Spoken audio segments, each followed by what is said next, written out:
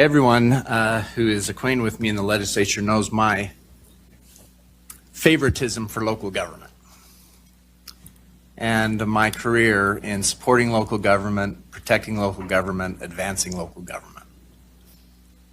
And the fact that I sponsored and spoke for the Senate concurrent resolution that's been referenced today. But when we sit in the legislature, we have to consider the fundamental rights of Idahoans. And if you take an oath like we do as legislators to the Idaho Constitution, we become familiar with it. And Article 1, Section 1 of the Idaho Constitution, the very first piece of the Idaho Constitution, is about our rights. And it says that one of our inalienable rights is the possession and the protection of property. Property rights. Property rights far outweighs the protection of local government's control.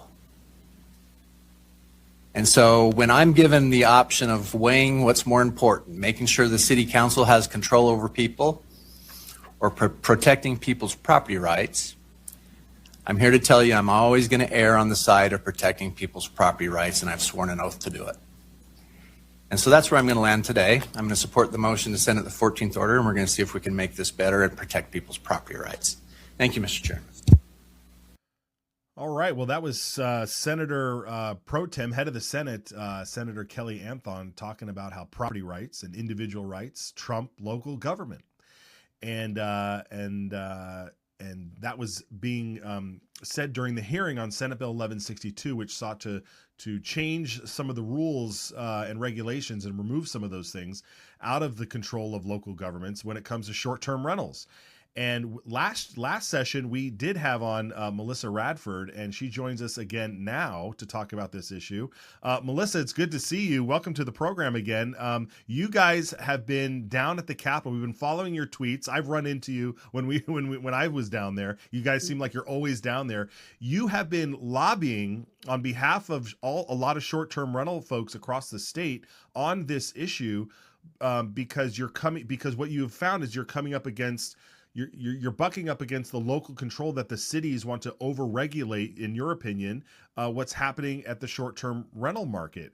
And what I wanted to ask you about is a little bit about the bill, but also about your activism in this arena, because it's so inspiring, and it really is almost like what people should be doing when they have an issue like this that they want to make sure that their legislators are aware of. So welcome to the program. What can you tell me a little bit about what you do and what your alliance in short-term rentals is all about? I was a neonatal nurse practitioner for 20 years, and I was fortunately able to retire from that recently because of our short-term rentals. And we moved to Idaho from Oregon several years ago to escape kind of the overregulation of a blue state and a place that we just didn't feel like we could, live, and to Idaho where we would find freedom. And we started doing a big remodel on a house here that we were going to turn into a short-term rental, and we're really excited about it. And then a couple of years ago, we saw that they were going to be talking about short-term rentals in city council meetings. So we showed up and found out that, the current regulations are pretty decent here in Coeur d'Alene, but they were recommending some really crazy things. And, so we got involved. We just started a Facebook group and accumulated just a bunch of people here in the area who we ended up having to, raise money and get a lawyer to write a letter to stop the city council from doing some super illegal, unconstitutional changes. And that was successful at the time. So we were really, happy about that, but knowing that there was going to be just constant threat of you never can plan for the future if you never know they're going to keep adding things on. And I mean, it's right. That way with every right. And then we started getting to know people across the state and realizing that is major overreach happening across the state in lots of towns. Just crazy things. I could tell you a bunch of things, but that has just led us to build up just a Facebook group. And also now we're working on starting up a nonprofit association to network with people across the state and to help with this advocacy stuff. So I'm Yeah, okay, so then explain a little bit your rationale here, because, and I'm totally on board with this. Like, when it comes to property rights and your individual rights, you hear the argument from the city council side that says, well, what about the property rights and the regulation rights of the folks, of your neighbors, you know? And so it kind of goes back and forth, right? Like, to me, it doesn't necessarily like make sense to argue that point too, because you're not asking for privileges. You're just asking to be treated like any other person on the block, right? Right. Yeah. I mean, a person's property rights aren't inhibited by some living next to a short-term rental. I mean, you don't pick your neighbors. You could live next to a long-term rental, next to 3 dogs that bark all night, next to whatever. You don't get to choose what your neighbors do. But if we were to violate their rights, that's where the piece comes in. So I think, the cities will talk about a lot of scare tactics that aren't backed up by evidence, like there are party houses all over. You really need to worry about, these kinds of things happening, or, that we affect affordable housing or availability of housing. So, there's actual data that proves those things untrue.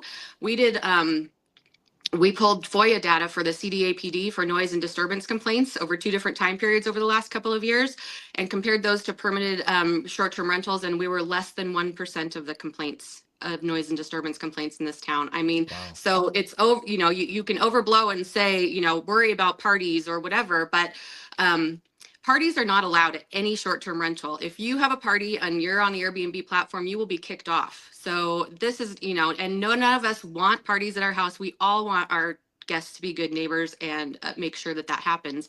There are ordinances for noise and parking and all these different things that exist in our communities. Though we're asking to be subject to those same ordinances equally. So we're not, like you said, we're not asking for anything special. We're not asking for anything other than equal treatment under the law and due process. If there's a complaint, you need to be able to, it needs to be followed up and backed up, and then that needs to be dealt with. But turning neighbor against neighbor, which is what the cities have done, it's just discrimination. It's not fact-based. Yeah.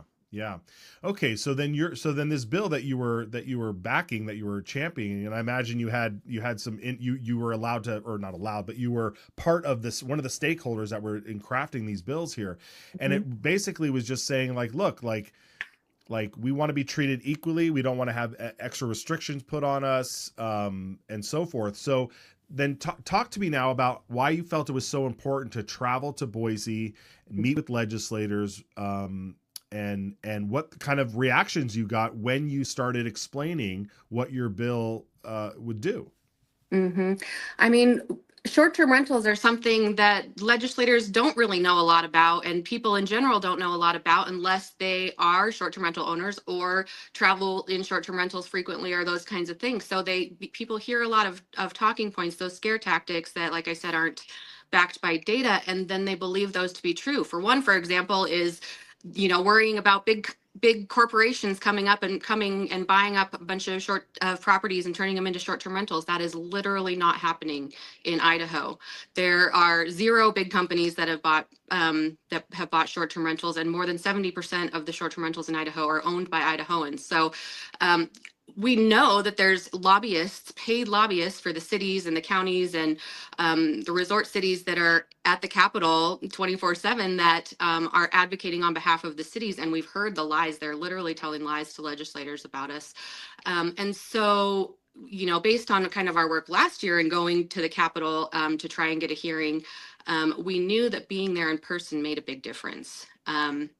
We were not paid to be lobbyists, and we were there. We went for 5 weeks. We were at the Capitol this year, driving down every week. So we drove the equivalent of more than across the country to be down there, and gave up a lot of time and money and to be there and advocate on our own behalf. But we built relationships. We were able to move things forward and show the legislators how important this is to us. A lot of times we'd walk in there and they would be on the defensive about, knowing the talking points. And as we started to share our stories and what's happening across the state, they would lean in. They're like, oh, this is property rights. This is not about, you guys being a big, huge problem in your communities. And we were able to share those facts with them directly. And I mean, an email only goes so far, but being Yeah. able to tell your story in person makes a huge difference. And we got a lot farther this year than we did last year. Yes, Because of, absolutely. Yeah, I mean, you guys made it out of the committee. The bill started in the Senate this time. I believe last year it started in the House. Mhm. Yeah. Okay, so then when it came to the debate on the floor, I remember asking you in a direct message because all of a sudden everybody was talking about business licenses, and I thought, oh, this wasn't something that we were talking about property rights before, and the city's breaking down on that, but all of a sudden everybody's talking about business licenses, and then you saw the bill just die on the House floor with a lot of folks bringing up that argument. I mean, there were some that were always obviously taking the sides of the cities and the local government, but then you saw this sort of other faction come up and from the conservative side and say, we're not really into this whole regulation with the business license thing. Can you explain a little bit about how that all of a sudden popped up?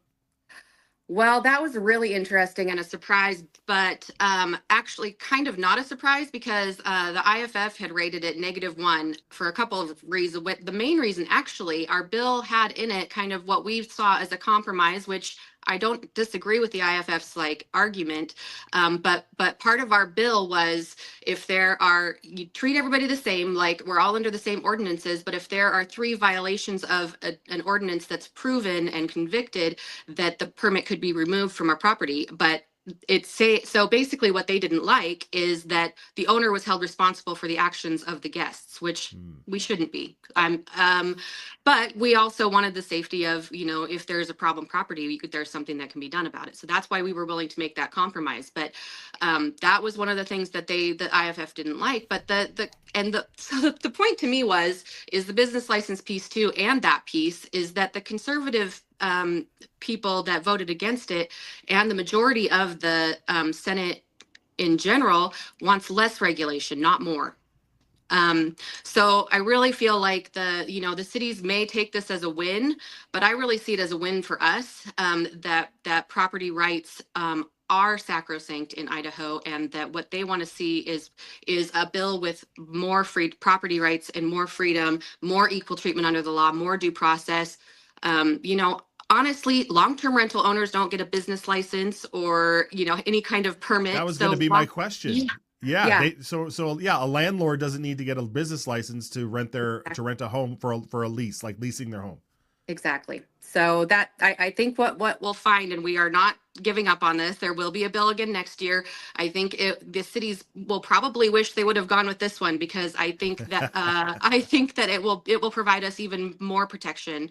And so I'm excited to continue. It was a really hard road, but it was fun, and we got to know so many legislators. They know us now, and we know them. We met security guards and cleaners and all kinds of people. We made really dear friends, and so I'm just excited to continue this, and I it's been fun. Okay.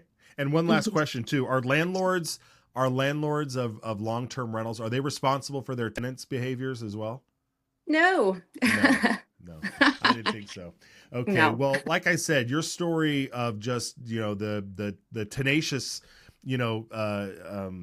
attitude towards your issue is very inspiring, and it just shows how much work it does take, but sometimes you can go down there and knock it out of the park right away. And we've seen bills that have come up the first time this year just get sail right through because it's a no-brainer. And some of these things they are nuanced a little bit, but like you said, you've learned more, and the next year's bill may be even better. And be careful on that. So all right, We've been able to.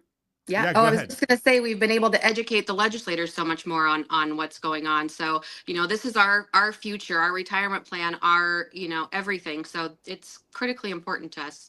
Yeah. It is, and to a lot of people. I mean, it's especially Idahoans. I mean, your statistic was 70% of short-term rentals are owned by Idahoans? Yep. And then the rest of them are mainly people who want to move here eventually and like to come visit and want to, have that house available for them, but can't necessarily afford to leave it empty. I mean, Yeah. yeah. Yeah. Okay. And we contribute so much to the local economy. That's a Oh, missed piece. absolutely. Absolutely. Yeah. So. That's great. Especially when you I mean, when you go to an Airbnb, you also want to like go to the local market and stock up on the food and all that stuff too. So I love it. I love Airbnb. My only beef is some Airbnb landlords, they make you like scrub the toilets before you go. You got to take out the garbage. You got to hire a lawnmower. Like you got to do something about that. I know. And that's what we'll do with our association as well, is like give people out some best practices, because we're like that too. You're paying a cleaning fee. You shouldn't be doing work. All right. I like that. You're my kind of people. Very good. All right, Melissa, Well, thanks for joining us. I really appreciate it. We'll check in with you again. Awesome. Thank you so much. All right. Take care.